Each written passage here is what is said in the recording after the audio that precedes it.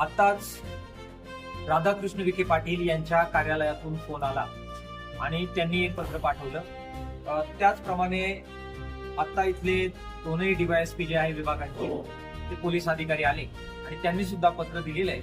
उद्या 4 वाजता आदिवासी विकास मंत्री डॉक्टर अशोक उईके यांच्या उपस्थितीमध्ये वेगवेगळ्या प्रश्नांच्या संदर्भामध्ये 4 वाजता बैठक ही मुंबईमध्ये लावण्यात आलेली आहे. या बैठकीला राधाकृष्ण विखे पाटील हजर राहतील. त्याचबरोबर शालेय शिक्षण मंत्री दादासाहेब भुसे, त्याचबरोबर सार्वजनिक आरोग्य व कुटुंब कल्याण मंत्री प्रकाश आंबेडकर साहेब उपस्थित राहतील. कामगार मंत्री आकाश फुंकर साहेब उपस्थित राहतील.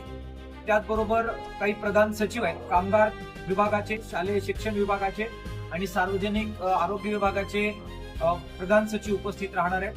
नाशिकचे आदिवासी आयुक्त उपस्थित राहणार आहेत.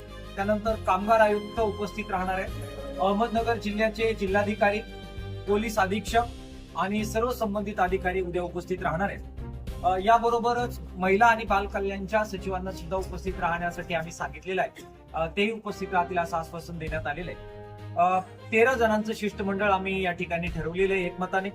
त्याच्यामध्ये किसान सभेच्या वतीनं कॉम्रेड नामदेव भांगरे आणि ताराचंद बिघे, बांधकाम कामगार संघटनेच्या वतीनं नंदू डहाळे आणि अजित साळवे, शालेय पोषण आहार कर्मचारी संघटनेच्या वतीनं अशोक थोरात आणि हिमलता शेळके, अर्धवेळ परिचार संघटनेच्या वतीनं कल्पना घनवटे आणि सविता काळे, आशा कर्मचारी संघटनेच्या वतीनं संगीता साळवे आणि वैशाली सुरसे आणि अंगणवाडी कर्मचारी संघटनेच्या वतीने सचिन ताजने आणि रंजना पराड हजर राहतील आणि तालुका सचिव एकनाथ मेंगाळ सुद्धा हजर राहतील.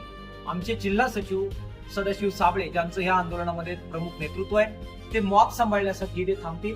बाकी आमचे काही सहकारी मॉब सांभाळण्यासाठी राहतील. उद्या 7 वाजता आम्ही परत या ठिकाणावरून कूच करणार आहे. अखिल भारतीय जनवादी महिला संघटनेच्या राष्ट्रीय नेत्या कॉम्रेड मरियम ढवळे अर्धा एक तासामध्ये अकोल्यामध्ये पोहोचतायत. उद्या त्या आमच्या बरोबर इकडे चालतील, नेतृत्व करतील.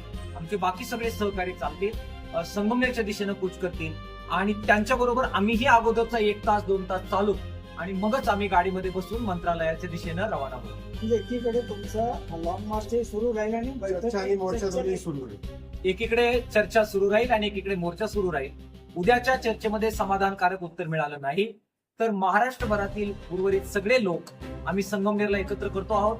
आता तुम्ही पाहिलं आम्ही सूचना केलेल्या आहेत. घरी राहिलेले हे सगळे कामगार, शेतकरी हे सुद्धा आज फोन करून उद्या बोलवले जातील. आजच्या पेक्षा दुप्पट संख्या उद्या राहील याची पूर्ण योजना आम्ही